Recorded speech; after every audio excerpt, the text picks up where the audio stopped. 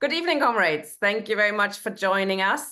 Tonight we got what was planned as an election hustings, which we had to adjust slightly because there has been let's put it like that, a lack of replies, unfortunately. TASC, the Socialist Party's electoral front, has not replied, although we sent various emails to various people, collective, which Jeremy Corbyn might or might not get involved in after the elections, also not replied, unfortunately.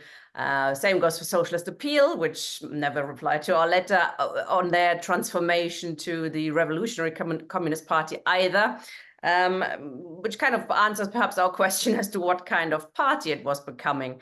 Maybe we're too small, maybe we're too left-wing, maybe we're too critical, perhaps we're all of those things.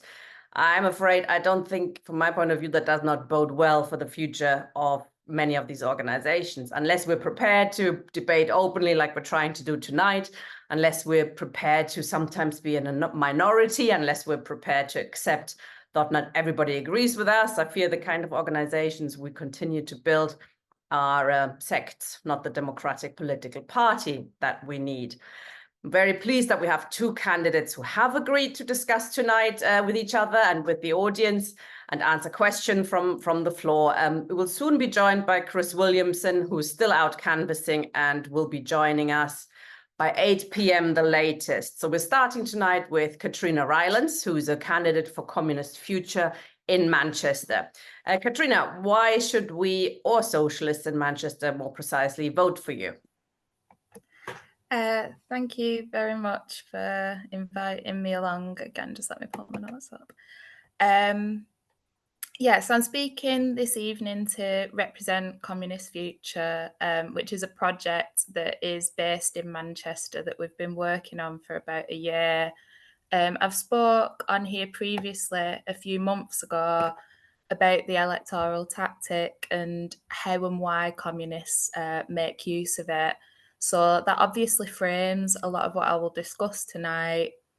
Obviously, there are wider left approaches to elections beyond the approaches and background that communists would come from in relation to this. And some of that might be represented later in what Chris Williamson will say for the Workers' Party, or maybe what other people might kind of chip in through the discussions. So obviously, it'd be good to pull out some of those differences, which they do frame a lot of what I'll talk about. Now.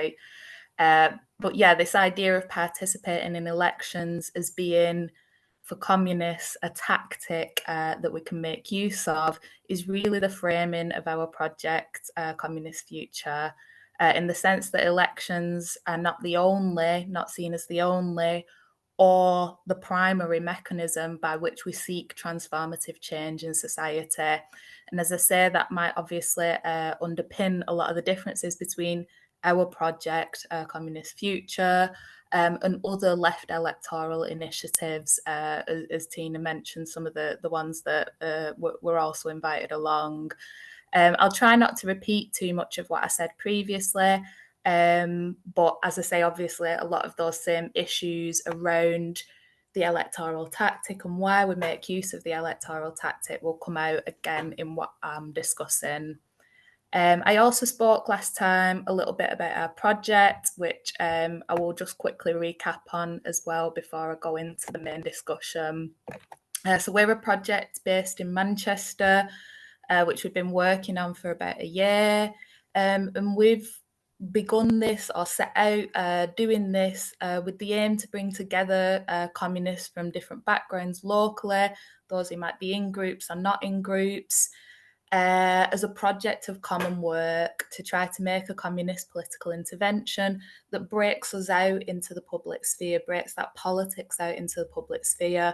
I've read a lot of kind of interesting stuff. Depending on what you follow, you might be familiar with some of it, but especially things from that Notes from Below have put out recently about the challenges that communists face in that post-Corbyn era, about how we organise as communists, about how we connect together, maybe work that we're doing in the community, work that we're doing in our unions. Often in that post-Corbyn era, we've kind of retreated into that work and become sort of communists in our perspectives and our beliefs, and it guides our work to some degree, but we find that difficulty of bringing that out into the open, of organising as communists in our unions, as communists in our community.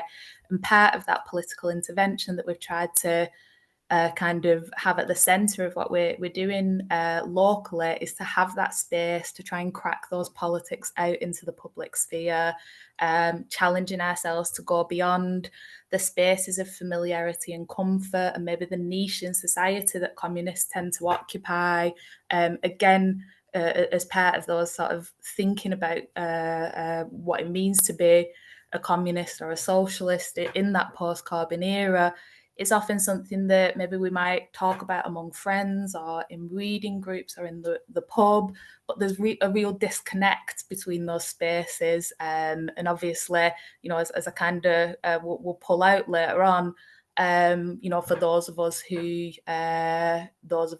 focus on the importance and the kind of fundamental need for a communist party in society, the type that Tina described, a democratic mass communist party, for those of us who recognise the need for it, it's precisely exposed to us in that disconnect between the politics that we might hold and the work that we do in the unions, in our communities, and the difficulty of bringing those together. So part of what we're doing is also to try and raise that importance of the need for party and organisation as well. But as I say, I'll go into that further later on. And another kind of aspect of what we're trying to do is also to cohere together communists locally and to try to carve out a space for communist politics in the city. Standing in the election is kind of one way that we're looking to do that, but there's many other ways that hopefully after things have calmed down a little bit after the election, we can start to think about other things and other work that we can do as part of that. And obviously through this to try and build our own experience and skills through door knocking, through campaigning, building those skills in terms of intervening and communicating communist politics more widely. So as part of our project, we're standing one candidate. So I'm going to be the candidate in the ward, Manchester Central. As I say, we're just standing one candidate this time.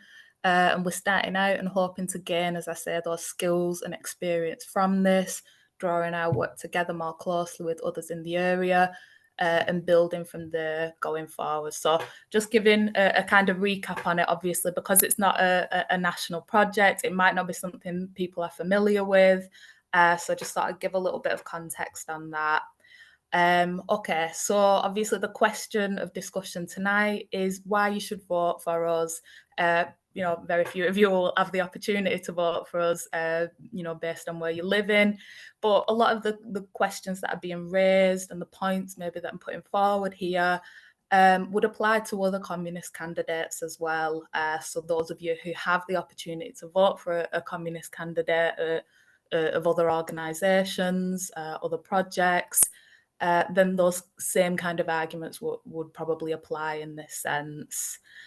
Okay, so I'll begin first of all in the negative sense in terms of why not vote for others.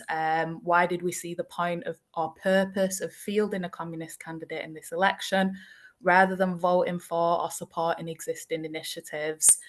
We're a small intervention at this stage, so it makes sense to begin, I think, first by looking at it in that negative sense. So there's two questions to look at. Why not a vote for Labour, and why not other electoral initiatives that Tina's mentioned from the left? Obviously, tried to kind of cover things that I think might be questions people have or questions that people are thinking about themselves in their own minds and might be of interest to people. But obviously anything that isn't covered, it'd be good if people bring it up as questions or points and we can pull that out further. So I've tried to kind of pitch it in terms of where I think, you know, people's own thinking might be and own questions might be, but yeah, definitely would be interested to hear what people are thinking and the questions people might have more widely on this. Okay, so first of all, why stand against Labour? Why not vote for Labour in our constituency? So people on the left will have many reasons, of course, for continuing to vote Labour. Primarily, the impulse or feeling that a lot of people on the left have is that we just need to get the Tories out. So that's kind of a natural impulse, even if people don't like Starmer and don't like anything that the Labour Party represents. And I appreciate that feeling, definitely. I mean, you know, of course, but I also don't know what it means in the context under Starmer, in the sense that the Labour Party are probably going to be obviously a more efficient manager of the capitalist system in this period, particularly if they returned with a substantial majority. But do they represent an alternative to the Tories or a vision of change in any way, in any real way? And I think that's one of the kind of important questions that we face in this period, is that there is a sense that there is no alternative and that there is no other option, and that we simply resign ourselves to what's in front of us, and that the best that we can hope for is, you know, is the government represented by Starmer. I don't think, you know, and I'm sure many people would agree, even if the feeling or the impulse is in that direction. But yeah, as I say, hopefully we can kind of draw that out through the discussions. There's also the traditional argument, and maybe there's a lot of the same implications coming out of it, for why those on the left would vote Labour. And that's the idea of the Labour Party being a bourgeois workers' party, which means in kind of Marxist terms that politically it remains wedded to the capitalist system and variously presents an expression of a compromise for workers' interests within this. The reason we will continue to see it as being important, though, is not because it holds this or that political principle, but because it remains in some way a political organisation of the working class. It has a connection to the unions, and it remains that expression of organisation for the working class. And so it therefore remains important for us to engage with or vote for. So that would be kind of one of the substantial arguments that people on the left would put forward in terms of why we should continue to vote Labour. What I think is important, and it's not kind of, as I said, disconnected from the idea of that feeling of resignation and that there is no alternative, that there is no real option for change. And what I think is important in this period, when we think about the question of voting Labour, it's not one of principle. The Labour Party takes unprincipled positions on many things like Gaza, so on, but it's not because of those unprincipled positions that I would say not voting Labour, but instead it's thinking about the context that we're in terms of the effect on political consciousness.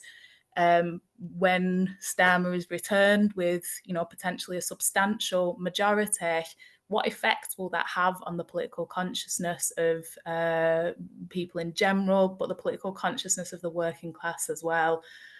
I think in many kind of ways of looking at it, the experience of Starmer in disciplining the left within the Labour Party, in kind of pushing out anybody who represented, you know, the slightest kind of hope for a different society, hope for socialism or whatever it might be, in pushing that out and in disciplining the left.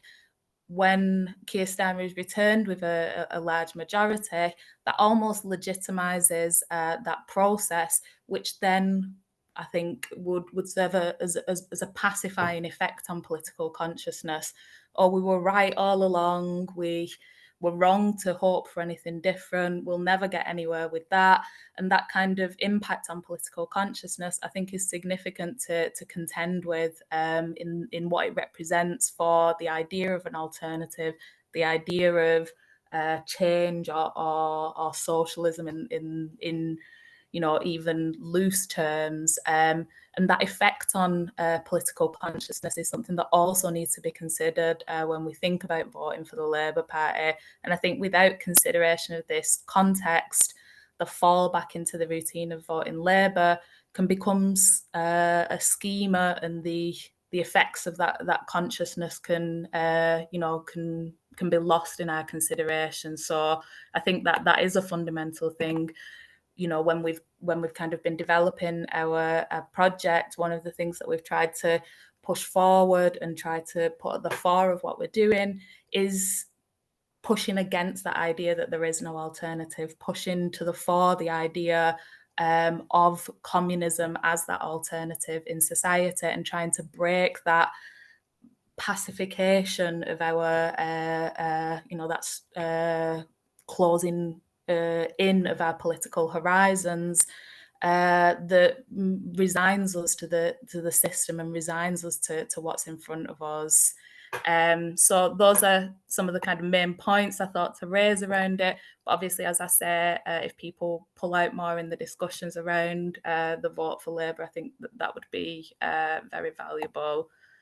Okay, why not other broadly left electoral initiatives also? So there are, for example, Transform, Collective, others in that vein. And each probably has its own kind of things that would be valuable to discuss.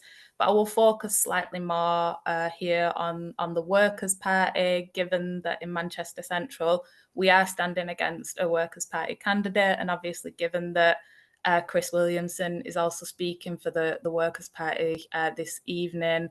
I want to apologise for putting forward these critical points in his absence, because obviously he won't be joining till later on. I wasn't aware of that when I kind of put it together. Obviously, it's preferable if you can present those criticisms openly and as a basis for discussion. But maybe if there's people who are listening who are supportive, then they might be able to pick up and respond to some of these points. Yeah, okay. So I want to say very clearly, first of all, from my own perspective, that I think there is an absolute logic and legitimate reason for voting for them, voting for different electoral initiatives, but specifically for the Workers' Party in this context. And I understand why people will do that. They clearly and fundamentally raise the issue of Palestine, which is fundamental in this period. And they also raise important arguments around imperialism and NATO, which are also significant. Having representatives from the Workers' Party in Parliament would provide a clear platform to challenge the government on these issues. That would create publicity in the media and would expose more people to those arguments, and that absolutely has value. So the arguments, there are clear arguments on that side, which I certainly wouldn't seek to underplay. But for those of us who see revolutionary change in society as being fundamental, then there are important points underpinning these types of initiatives which I think need to be contended with. And as I say, hopefully some of this will be responded to or drawn out in the discussions. So the fundamental critique of these projects from my perspective, or from a communist perspective more broadly, the critique of these projects to, that the left should orientate itself towards building electoral initiatives and electoral formations, is the idea of socialism from below versus socialism from above. So it's the question of upon what basis do we form parties and what purpose do they serve? The idea of socialism from above is the idea that we can vote for a party and they will get into government and they will enact these things for us. Obviously, it can take, socialism from above can take other forms as well, but it's the idea that it's something that will be done on our behalf, that we will take a more passive role in transformation or change, and that it doesn't require our self-organisation. It doesn't require us to self-organise as the working class in order to push for and develop transformative change. Whereas the idea of socialism from below is that self-organisation of the working class, that independent self-organisation of the working class, is the fundamental tool which will transform society as a whole. And that difference is important in these electoral initiatives. Obviously, as I kind of tried to pull out last time talking about the electoral tactic, it's somewhat of a danger for any of us who participate in elections, because immediately when you begin to participate in elections, there's the automatic assumption that you therefore believe this to be the primary expression of how change will happen in society. So it's something that we all contend with, but I think in terms of analysing the basis of how we see agency in transformative change, when we look at these electoral initiatives like Transform, like the Workers' Party, they're not in many senses an expression of socialism from below. They're not an expression of the self-organisation of the working class, but they're an expression of socialism or progressive reforms that will be handed to or done on behalf of the working class. So this is the position from which communists generally would criticise electoral initiatives like the Workers' Party, I think. Obviously, there's many other criticisms people might want to bring up in terms of the political expression, the political basis of these also. But it's criticism of the vision of change, both, as I say, in terms of the politics that are expressed, but also in terms of the strategy that is contained within it about how transformative change might happen, about who are the agents of that change and what are the mechanisms of that change. So will it be delivered to us by someone taking power on our behalf, by organisations or parties taking power, or is it something that we will need to organise together for, in which case the party itself would be the space and the vehicle within which we organise together to take power collectively. So it's a very different vision of the way that we see agency, revolutionary strategy, and transformative change in society. Obviously, as I say, there are also and inseparably, so there are political criticisms that we can also put forward that relate to that idea of how we see change in society and what even that change might be that we recognise. I think obviously socialism as an idea is raised by a lot of Workers' Party candidates.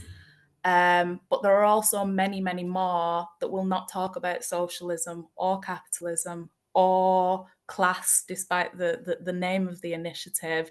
And I think if we think about the function of engaging in elections, obviously there might be many different functions, but if one of those is in terms of political consciousness, education, propagandizing, the political content that's being advanced there for those of us on the left, it's not the expression of politics that many of us would actually hold. There is little discussion of socialism or capitalism, and it is more a communication of a project of fairness and equality. And politically, obviously that might, for a lot of us feel a great deal better than what we're faced with right now. But is that our political project? And I think that's the fundamental question. For some in the Workers' Party, the project of fairness and equality might summarise the politics, but for some in that project, the politics will be so much more than that. And I think that's kind of the question that we're dealing with a lot of the time, is upon what political basis do we cohere ourselves? Do we express ourselves? Is it on the basis of talking and openly expressing the ideas of socialism, communism, open discussion of class struggle and capitalism? Is that the basis upon which we organise ourselves?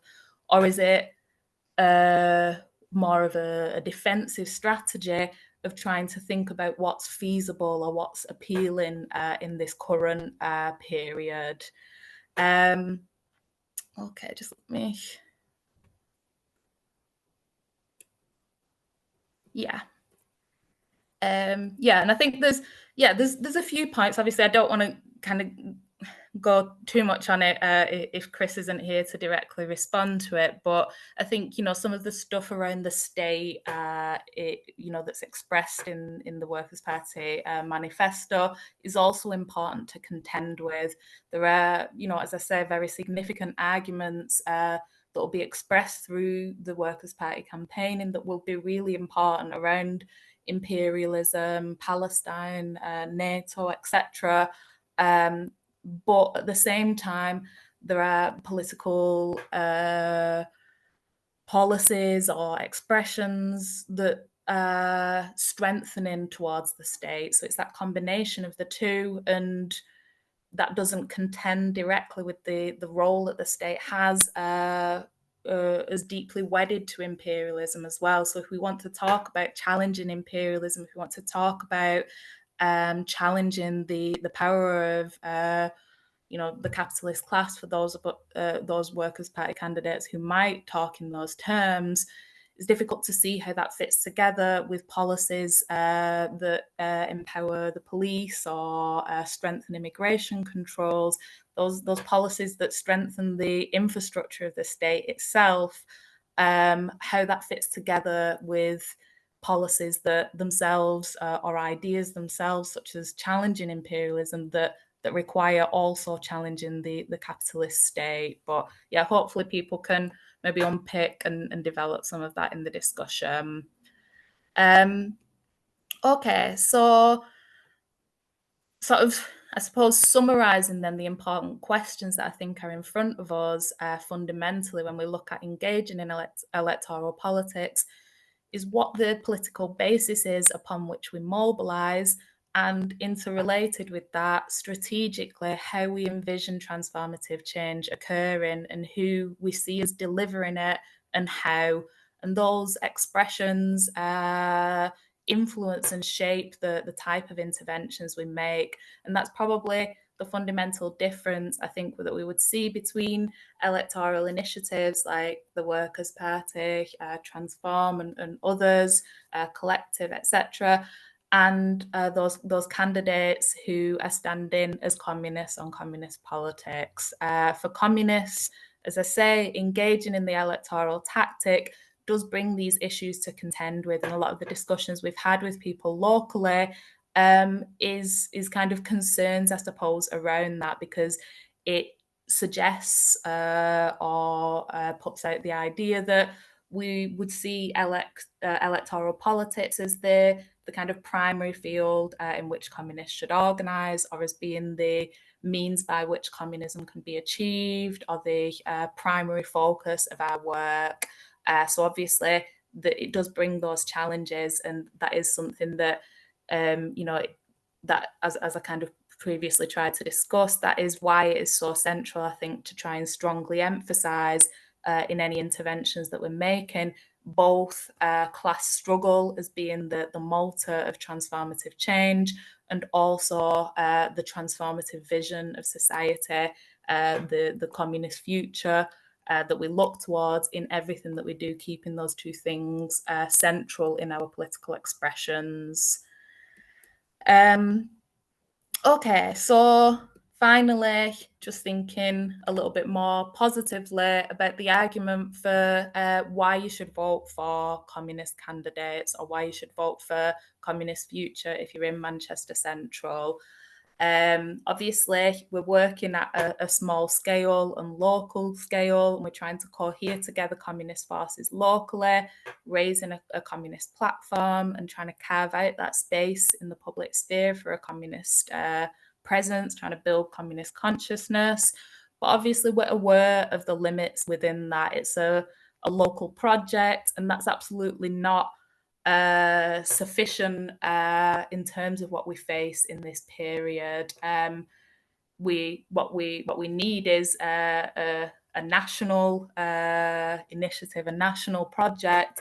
But what we would see for ourselves locally is that this can provide the basis from which to kind of prepare some of that ground. So doing the groundwork in cohering communists together locally, alongside work to try to cohere things together nationally, so that when we're able to make moves towards national initiatives, we have that basis of communist politics. We have that culture of discussion, of open exchange locally that would allow us to kind of feed into and provide the basis for establishing that locally. So obviously I'm talking here about a communist party when we're thinking about that as a national initiative. And as I say, as I kind of said at the start, the electoral tactic is only one part of the work that can be done to create that communist presence within the public sphere. And obviously, when things have calmed down a little bit after the election, it will be good, for us locally to think about some of the other things that we can do to create that open public culture of communist politics in the city. So essentially, in standing as a communist candidate, in making a communist intervention, we are asking for a degree, that might be the politics that a lot of us hold, but because we're in a period of constant crisis, I think it's understandable in some ways that a lot of us become very used to putting our own politics to one side. We face economic crisis, we face cuts, we face war, we face all of these different things occurring, and we become very used to putting our own politics to one side. We will support this group. They're not our politics, they're not the political expression of the change that we think needs to occur in society, but we just need to deal with this thing right now. We've become in a state of constant crisis and emergency, and we become very used to suspending or putting our own politics to one side. We become almost in a constant state of exception where we sort of take on the strategy or the approach that we will just focus on this thing right now, and then we will think about the transformative change that needs to happen. Or we might engage in this coalition, or we might join with these forces, and we might keep this bit of our politics for another time or another expression. But I think if you think about the results that approach, it's almost it's something that I certainly kind of sympathize with. It's an instinctive response to the kind of constant crisis and the constant difficulties that we face. But I think if we look at the history and the results of that approach over time, then we see a constant defensive position for the left, a constant experience of retreat where we're simply defending this, that, and the other, and we're constantly on the back foot. Reformist solutions, particularly in this period that we're in of the rollback of the welfare state that we've experienced and the constant crisis that we've experienced, reformist solutions fundamentally in this period of crisis presenting themselves as unable to make any ground on any of these points. And if we continue to take on that defensive perspective, if we continue to see, endorse that position as the left, that we'll just defend this for now, and then we'll move forward and advance our transformative expression or a real kind of revolutionary politics. It plays into and feeds into a lot of those things that we've spoke about, the idea that there is no alternative, this feeling of resignation and despair, and these problems that, as we've said, this disconnect between the work that we're doing all presents itself as the absence both of a transformative, revolutionary vision of society, but also an organisation that is able to work to make change and push forward, and to move away from a defensive position in society into a clear articulation of power and a vision of a completely different society. So I absolutely, sympathise with the practical reasons. I suppose I'm talking specifically here to those of us who are communists or revolutionary socialists, but who, for various reasons, do continue to participate in or support these kind of broader electoral initiatives.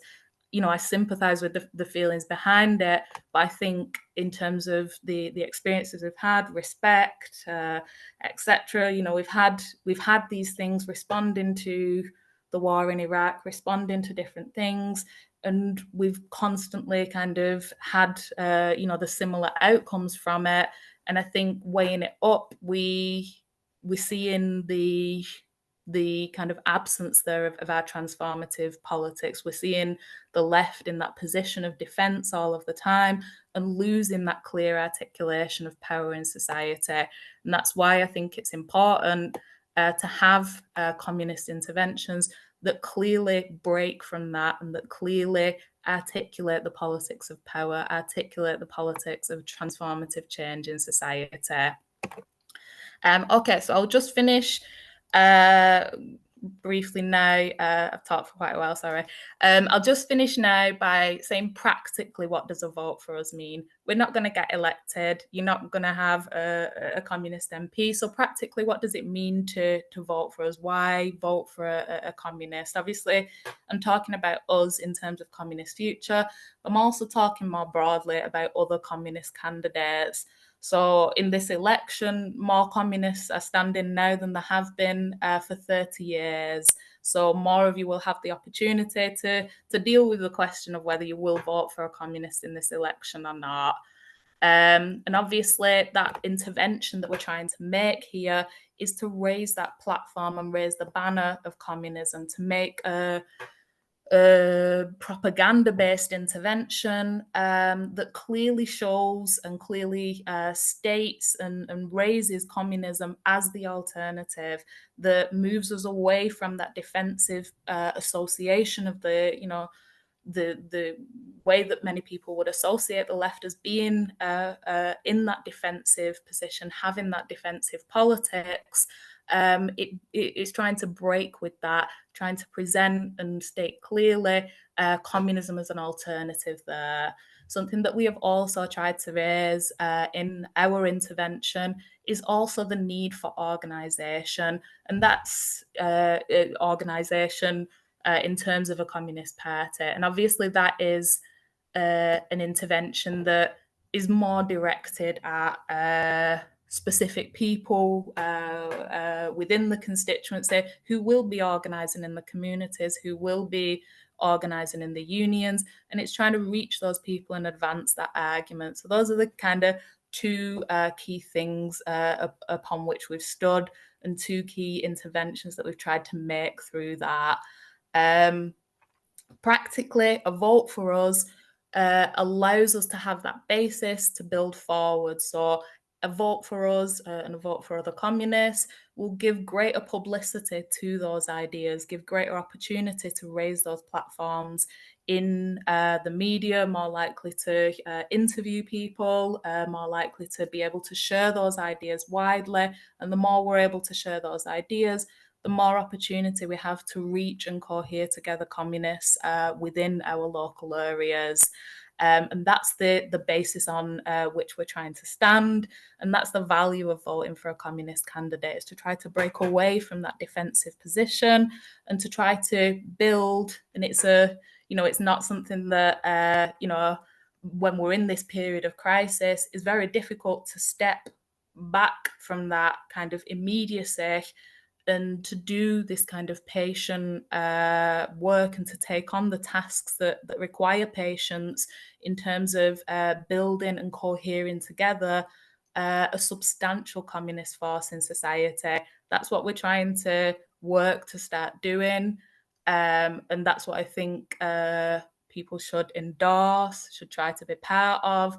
If you have the opportunity to vote for or campaign for communist candidates, then I think we're doing a lot of that patient work that we need to be doing to raise communism as an alternative and to make some advance on our position as a movement and the left as a whole. Thank you very much. I'm interested to hear people's thoughts. Excellent. Thank you very much, Kat. Yes, we did have a similar discussion before, but I think there's different people in the audience now as well, etc. So thank you for outlining your program, etc. And it's a breath of fresh air, I think, compared to many of the other programs we see, which are, you know, mainly could be summed up as motherhood and apple pie, perhaps, if you want to be, you know, they tend to focus on the minimal part of the program, i.e. the small reforms, etc. Your program, and that's been put in the chat as well, and I'm asking that question for myself, but also for Comrade Terry. It seems to focus on the maximum part of the program, you know, which is socialism. What is socialism? Communism, how to get there, why we reject capitalism and stuff. And I think it's, you know, you explain it very well. You explain it very user-friendly. You know, it's well explained, but you seem to almost ignore the concrete. You know, it can be a bit, it looks a bit abstract, actually. I'm just wondering, you know, if somebody's pointed this out. I know you have a position on Palestine, which you put not in the manifesto, but elsewhere. Unless, for example, nothing on Ukraine in your manifesto, which could lead to, you know, criticism that it's rather abstract, you know, not very concrete for Manchester. I mean, you do mention Manchester, but, you know, what do you make of criticism like that? Yeah, that's absolutely, you know, obviously, as you expressed, but it's definitely something that we've had a lot of discussions with people about locally as well. What we tried to do with the manifesto was try to kind of lay the basis and emphasize the kind of vision of communism itself. And then use that as the basis through which we could then kind of develop positions on different things. Obviously, the election was called the sort of day before our manifesto launch, so we've not really had as much work to build those positions. But I think I wouldn't see it as a kind of fully kind of catch-all program that a communist party might develop. We're, I suppose, directing ourselves to make a specific intervention and raise that communist platform, raise that communist vision. I mean, obviously, a lot of it's anecdotal, but I think the engagement with communism or the interest or curiosity around communism that people are kind of expressing in this period, for me, that feels really different to how it was maybe 10 or so years ago. And I think there is opportunity to kind of make some headway on that particular point, on that particular expression of trying to raise, you know, what is communism and how does it represent an alternative. I think, you know, in terms of like thinking about program, I suppose to a degree we try to take the approach of, you know, sort of older programs like the French Workers' Party, that are kind of quite minimal, I suppose. Not in terms of the, but just quite brief, I suppose. And then you can build on it through different political interventions. Something that we want to do through our campaigning is really use it to build and amplify existing workers' struggles in Manchester, existing work that people are doing. So there's really amazing stuff that people are doing in like Manchester, Greater Manchester Tenants Union, and using the kind of campaign and I suppose the platform we might receive to amplify that rather than kind of having a quite expansive, you know, set of policies and solutions that a communist party would be able to maybe advance and develop. I don't think we have the the tool set as a small group necessarily to even maybe do that, rather than, I suppose, using, you know, to a degree, I suppose, the way that the minimal demands would have been initially. They would have been based on existing expressions of workers' organisations and workers' movements' demands, rather than kind of imposing them from the outside. It would be about engaging with those existing demands and expressions. So yeah, it's definitely something that we've kind of discussed a lot locally. I think the main point is that we're trying to make that overarching political propagandistic intervention, and focus on, I suppose, when it comes to the more practical demands, connecting with and amplifying existing struggles and existing demands from the workers' movement. Also, there was a question about why did you choose that constituency, because there are two relative left-wingers. Ekua Bayunu standing for the Green Party. Well, I've got issues with that, standing for the Green Party. But also that the Workers' Party has apparently quite a good local student doctor candidate. So why'd you pick that one? Yeah, we actually spent quite a while thinking about the constituency that we were going to stand in. So they've moved a lot of the boundaries around, so they've all got new names. But we talked, like, I'm from Bolton and kind of like involved, like active in my union. I'm active in kind of like community projects, and we talked about standing in, you know, either in Bolton or in the area that covers the constituency that covers Levenshulme, because there's a lot of kind of activists who people have got connections to, things like the tenants union, and trying to cohere it together with existing campaigns and make those connections. So we did spend quite a while discussing it. Ultimately, we decided on Manchester Central because of, I suppose, the propagandistic nature of the approach that we've ended up taking. I think doing a community-based campaign requires quite an extensive amount of campaigners, an extensive amount of activists to really do that in a substantial way. So we decided to do it in the central constituency because of the platform it would enable us.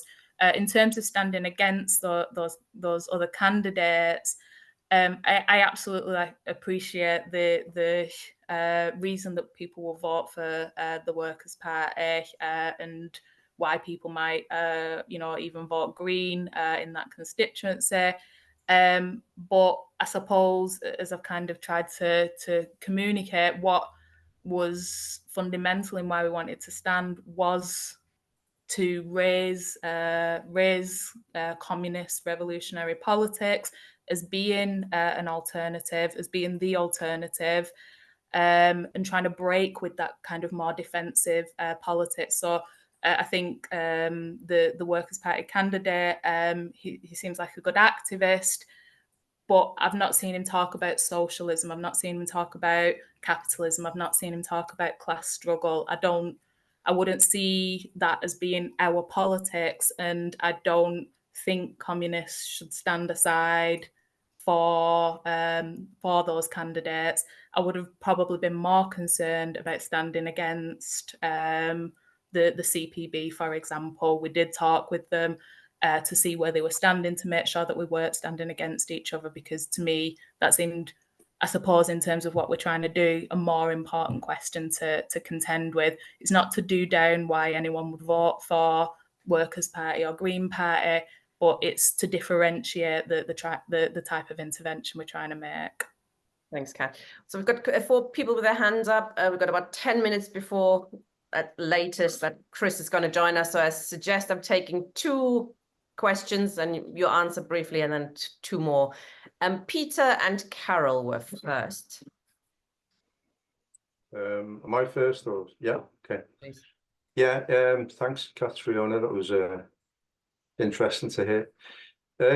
I'm just I was like concerned a bit, not with the ideas of communism. Obviously, I mean, not obviously, you don't know me, but I would agree, you know, that we do need to kind of get the ideas of communism out there.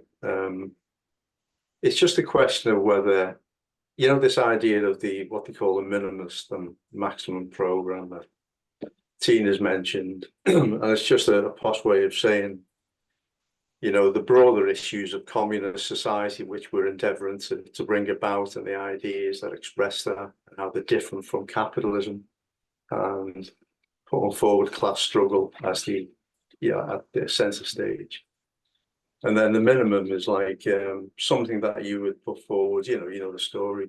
Now, my understanding is that if we separate the two, then we have idealism on the one hand and practical, everyday, bread and butter politics on the other.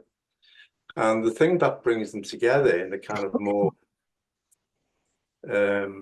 practical way for people who are going to vote for you, maybe, is that if you were in a party which expressed minimalist and maximum programs.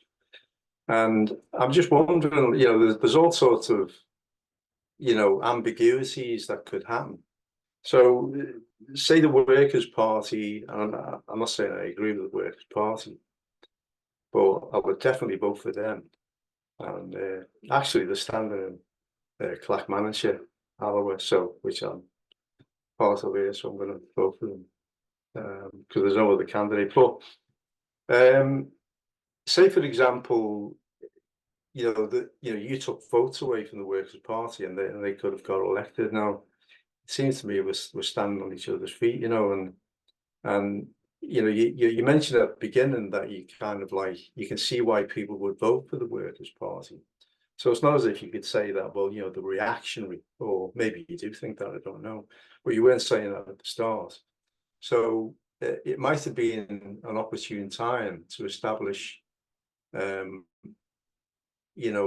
least a stake in the ground that's different from the Labour Party. And I'm wondering, from your own point of view as well, are you kind of biting at the bit to set up a party, a communist party, so you can have a programme and express those ideas through in a more organised way, So I'll just leave it at that. Thanks, Peter. Carol. Yeah, thanks very much, Tina. I know that you've been talking about not taking a defensive position, but communism hasn't had a very good press, shall we say? I mean, we've had Stalin. I mean, we on the left know that Stalinism is not communism, but the vast majority of people out there don't know that. So how are you going to present something much more positive to people? I think you made a very good attempt at that sort of approach. I mean, you're explaining that sort of approach, but can we have a little more detail? What are you going to tell people that this isn't Stalinism, this isn't Taoism? That's the wrong word, I think. But people out there, the mass of people, are going to be very, very suspicious of the word communism. We on the left are not, but the majority are. My second question is, you talk about being a revolutionary socialism. I'd love to know how you envisage that revolution happening. How is it going to happen? How is it going to take place? And my third question is, what's your political plan? Because we all know that mass action without a political plan doesn't work. We've seen it fail in Sri Lanka very recently, for instance. So what's your political plan? Because you can't, I mean, mass action is great and you've got to build a mass party. I understand that. But if you haven't got a political plan of where you're going, it's going to fail. So those are my three questions. Thank you. I'm going to take one more, actually, because we've got another person with their hand up. Tobias Apsi. Right. Can you hear me? Yes, we can. Okay. The first thing I was going to say is something you'd already raised, which was the black woman from the Green Party, Ekwa, I think she's called. I heard her on another Zoom thing last night where the Green Party were talking about their policies on workers' rights, which actually I was quite impressed by. I mean, I'm not saying they're revolutionary communist or anything, but they're a damn sight to the left of anything the Labour Party says these days about workers' rights. But I won't get into that, since the fact that she's standing has already been mentioned. But it was a sort of weird coincidence for me, as somebody who's never lived in Manchester, to find that there are two candidates for Manchester Central on successive evenings. But the another thing I wanted to say is, I think there's a difference between the Workers' Party on the one hand and things like Tusk, and for that matter, Transform, which I assume is Left Unity more or less under another name. Now, the latter two, you might say that they're standing on left social democratic, left reformist programs. But I mean, they're programs which are clearly in the interests of immediate interests of the working class, and they are presenting themselves in their own way as socialists. Now, I won't go on a great length, but I'm basically fairly sympathetic to what they're doing. You know, they're not standing on a Marxist communist program, but they're standing on a pro-working class socialist in their own terms program, right? But the Workers' Party, as far as I'm concerned, is a red-brown party. Galloway's statements on things like abortion and homosexuality, and particularly immigration, is totally racist. He waves the Union Jack. He may be against NATO like I am. I've been against NATO all my life since I was a teenager. I want Britain out of NATO. I'd want Italy out of NATO. I want NATO to be destroyed, right? I hate American imperialism, all that sort of stuff. And yeah, okay, fine on NATO, probably fine on Gaza. I don't know the exact policies, but they're you know, too Islamicist for my taste. Again, another objection, their support for religious education in schools, which I think is an utterly reactionary demand. But the sort of position on immigration, on nationalism, on, you know, you might be anti-American imperialism, but you're waving the bloody Union Jack all the time. I'm sorry, I think they're a red-brown party like the DSW in Germany. And I think we should have nothing whatsoever to do with the Workers' Party. You know, whilst I would say there is a difference between voting for Transform or Tusk, or for Emma Dent Code in Kensington, or for Jeremy Corbyn in Islington North, or any of those sort of people, and voting for the Workers' Party. I would make a big distinction. One last thing on the defensive strategy. In terms of, to pick another country that's having an election at the moment, take France. I think the defensive strategy of the new Popular Front is the correct one. I mean, you've got to stop Le Pen and you've got to marginalize Macron. And the only way you can do it is that kind of unity, which I'm afraid does include the rather right-wing Social Democrats in the French Socialist Party. But I mean, I think Mélenchon is doing the right thing, and I think the NPA doing the right thing, being part of it. Okay, I'll leave it at that. Yeah, because we can't discuss that now tonight. That would be too big a problem, an issue. I recognize, Kat, we don't have much time, but maybe you could quickly respond to those three, and then we bring two more in. Yeah, I'll try and cover as much as I can. Yeah, absolutely. From sorry, I forget your name, the first contributor. Yeah, we shouldn't separate the minimal and maximum demands. Obviously, as I said, we've emphasised the particular intervention that we want to make in terms of raising communism as an alternative, but we have included that aspect, those immediate demands in the manifesto as well. Particularly, I think, fundamentally is the political demands that form the minimal programme, which we've tried to emphasise quite strongly, and that kind of relates a little bit to some of the questions that Carol raised as well, in terms of what that strategy looks like and how we might articulate that as being different to expressions or assumptions people might have about what communism is, and maybe fears that people might have around that. And what we've tried to emphasise in that, particularly in the political aspect of the minimal demands, is the democratic project of communism, that it needs to be a democratic fight, a democratic struggle to reconstitute aspects of the state in order to have the basis from which workers can organise to take power. So that, I think, is absolutely fundamental. I don't think you can have an expression of communism or how you see the fight for communism without having that political expression of democratic demands. So that is something that we thought was really important. And actually, obviously I come from my own political history, and others in Communist Future do, which is quite close to the CPGB, who obviously strongly raise those issues. But it's been really kind of good and valuable for us in kind of interacting with other communists as part of this project, that we've really kind of emphasised those democratic demands and that democratic aspect of the communist project that people have been really responsive to, and haven't necessarily seen that always as part of the way that we would express communist politics. And so that's been kind of, a really important thing for us. And it's something that we do want to try and emphasize a lot, particularly like we're kind of working on creating a lot of social media content, like videos and stuff,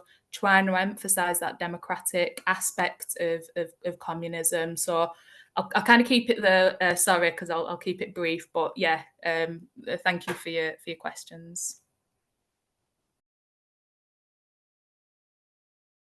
Oops, sorry. Paul is next.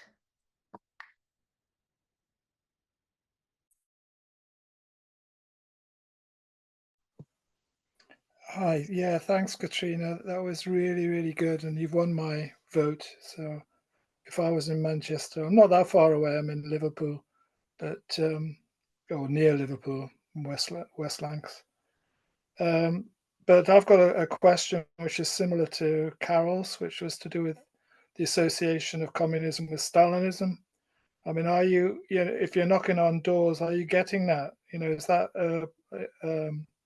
a response that you're getting from people? You're a bunch of authoritarian, totalitarian people, and I appreciate your answer there to emphasize democracy. But